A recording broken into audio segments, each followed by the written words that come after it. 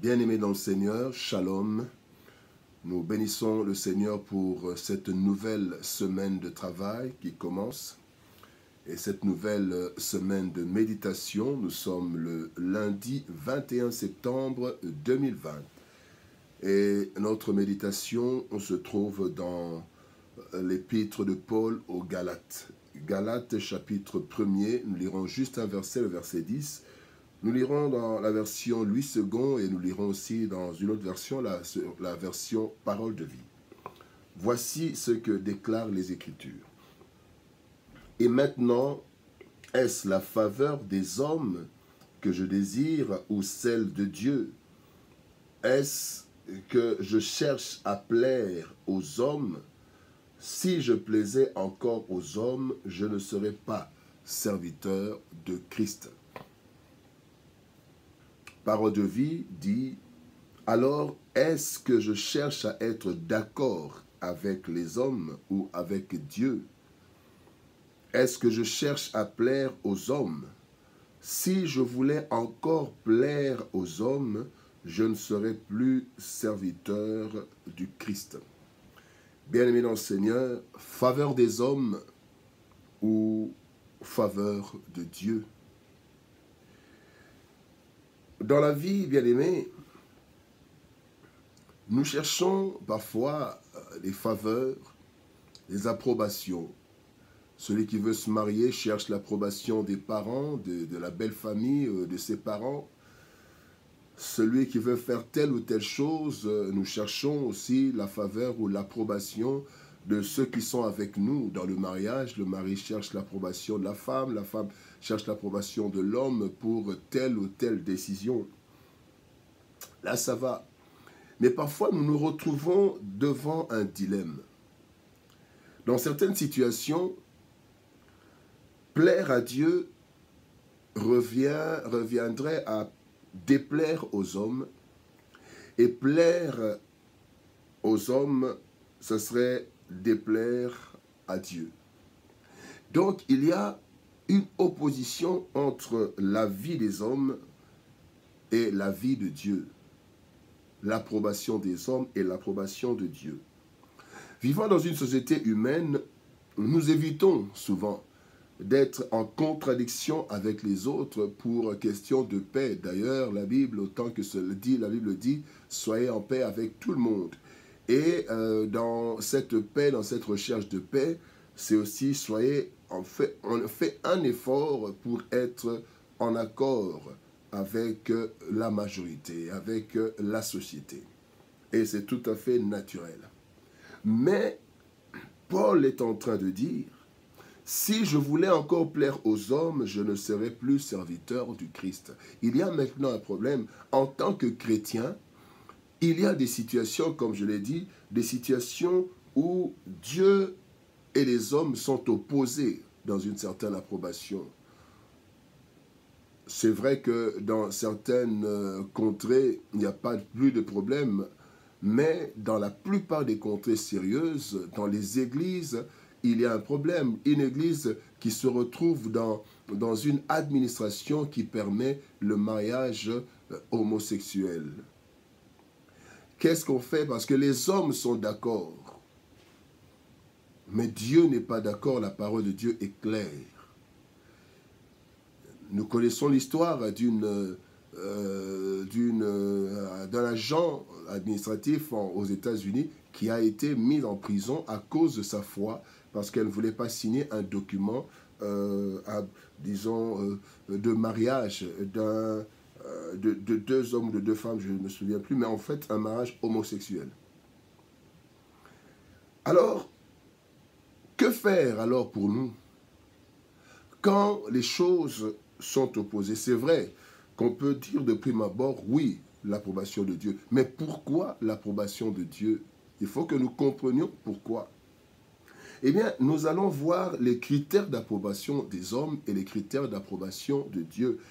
Quand on veut plaire aux hommes ou quand les hommes sont d'accord avec une chose, quels sont les critères pour cet accord, cette approbation? Il y a 3 critères que nous voulons voir et cela va nous conduire dans la décision que le chrétien doit prendre. Nous avons déjà donné nous devons plaire à Dieu.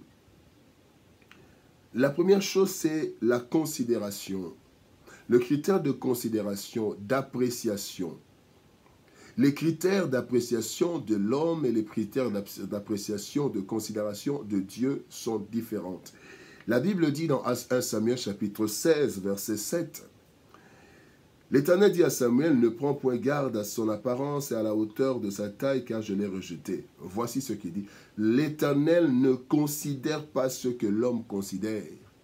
L'homme regarde à ce qui frappe les yeux, mais l'Éternel regarde au cœur. » Donc, c'est tout à fait normal, compte tenu de la limitation de l'homme, l'homme ne regarde que ce qu'il voit. L'homme ne considère que ce qu'il voit.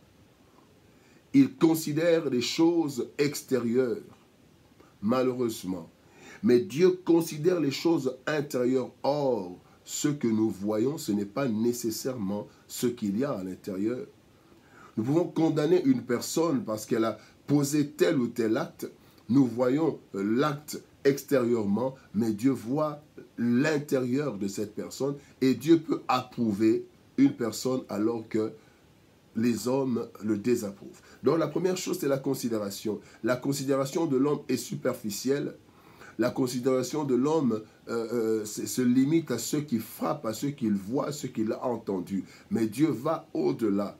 Il y a des personnes même qui ont été condamnées, nous le voyons, même dans des pays comme les États-Unis, une personne qui a été condamnée pour certains faits parce qu'il y a eu témoignage ou quoi, des années après, 6 ans, 10 ans, 20 ans après, on vient découvrir que finalement cette personne était innocente. Voici la considération des hommes. Les hommes ont approuvé que cet homme soit en prison, alors que Dieu n'avait pas approuvé, étant donné que Dieu connaissait la situation de cet homme. Les hommes ont approuvé, de lapider cette femme, alors que Christ ne l'avait pas approuvé. Deuxième considération, deuxième critère, c'est le critère de constance.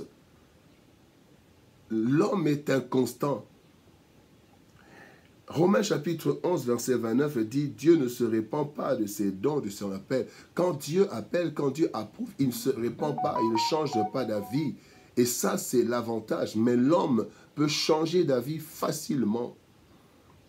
L'homme peut vous approuver aujourd'hui, on lui raconte quelque chose d'autre, il peut changer facilement.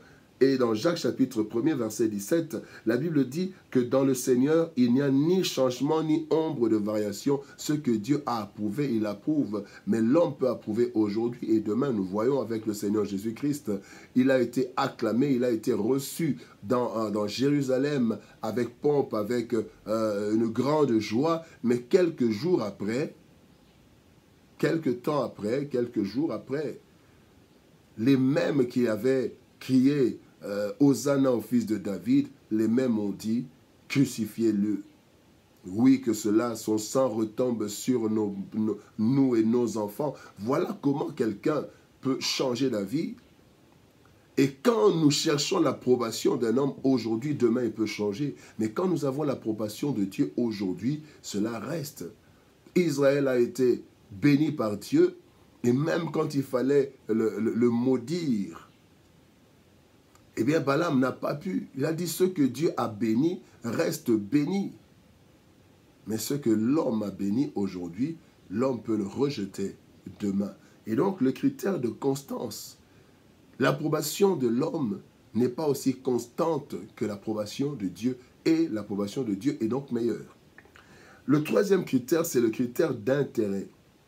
Philippiens chapitre 2, verset 21 nous dit « Tous en effet cherchent leurs propres intérêts et non ceux de Jésus-Christ. » Bien-aimés, dans la vie, l'homme en général cherche d'abord son intérêt. Qu'est-ce qu'il va trouver comme intérêt dans telle ou telle chose?